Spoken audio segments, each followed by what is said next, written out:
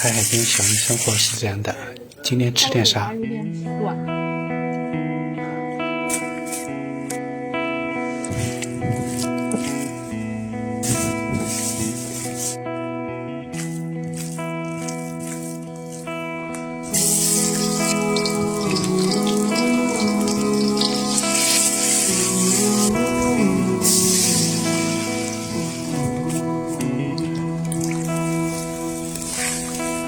带着比身体重的行李，犹如一落河底，经过几道闪电，看到一堆光圈，不确定是不是这里。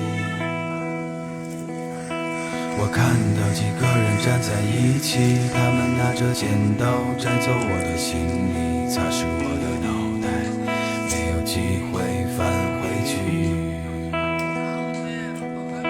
直到我听见一个声音，我确定是你，可你怎记得我？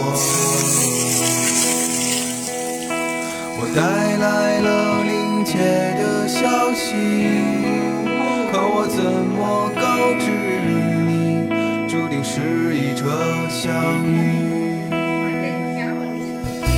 我记得这里是片树林，